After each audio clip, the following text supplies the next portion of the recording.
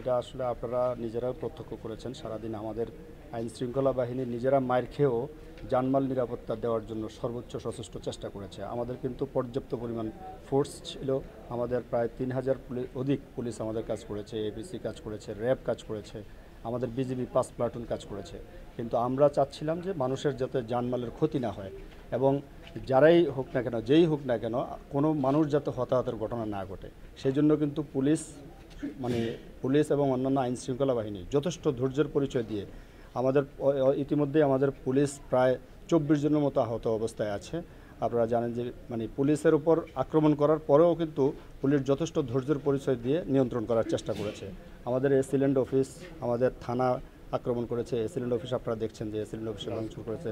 জাজেস কোয়ার্টারে আক্রমণ করেছে। জাজেস কোয়ার্টারে আমাদের ৩ জন পুলিশ ছিল, বেদম প্রহার করেছে এবং তারা এখন মৃত্যুর সজ্জায় আমাদের হসপিটালে ভর্তি আছে।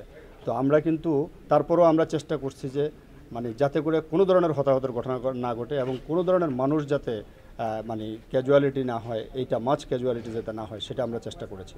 এই চেষ্টা করার কারণেই আসলে আমরাই বেশি ক্ষতিগ্রস্ত হয়েছি, কিন্তু কাউকে আমরা ক্ষতিগ্রস্ত হতে দেইনি। আমরা চেষ্টা করেছি যাতে মানুষ ক্ষতিগ্রস্ত না হয়। আমাদের স্টেশনে হামলা করেছে, রেলওয়ে স্টেশনে।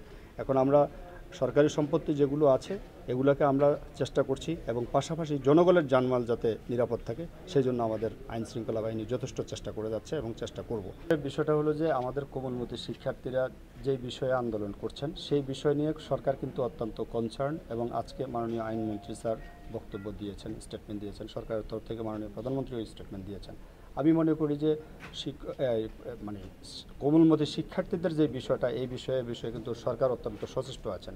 কিন্তু এইটাকে সামনে রেখে আমাদের কোমলমতি শিক্ষার্থীদেরকে বিতর্ক করার জন্য যদি কেউ এই ধরনের অসৎ উদ্দেশ্য চালায়, আমার কাছে মনে হচ্ছে যে আসলে কোনো শিক্ষার্থী এই অফিস আদালত বা সরকারি স্থাপনা বা বেসরকারি ইয়াতে কখনোই ভাঙচুর করতে পারে না।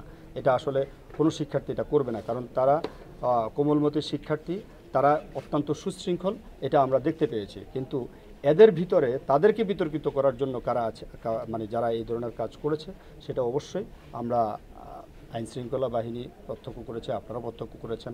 আমাদের বিধি মোতাবেক যা যা ব্যবস্থা নেওয়ার দরকার সেটা অবশ্যই আমরা সরকারকে অবহিত করে আমরা যথাযথ ব্যবস্থা নিব। আমার একটাই আপনাদের মাধ্যমে অনুরোধ যে আসলে সরকারি স্থাপনা এটা জনগণের জনসম্পদ।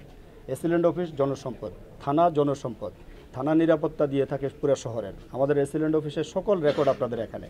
এখন এই জায়গাগুলোতে যদি আপনারা আক্রমণ করে আপনারা যদি ধ্বংস করেন, তাহলে কিন্তু আলটিমেটলি ক্ষতি কিন্তু আপনাদের, এই বগুড়াবাসীর ক্ষতি, এই বগুড়ার মানুষের ক্ষতি। এই মানুষের ক্ষতি যাতে না হয়, এই যে ক্ষতিটা করছে এটা আসলে এটা আপনাদেরই ক্ষতি হচ্ছে। এই ক্ষতিগ্রস্ত থেকে বিরত থাকার জন্য আমি আহ্বান জানাবো। পাশাপাশি যারা এই কোমলমতি শিক্ষার্থীদের আন্দোলনটাকে ভিন্নভাবে প্রভাবিত করার চেষ্টা করে, তাদের বিরুদ্ধে কিন্তু আমরা একেবারে জিরো টলারেন্স নীতি অবলম্বন করব।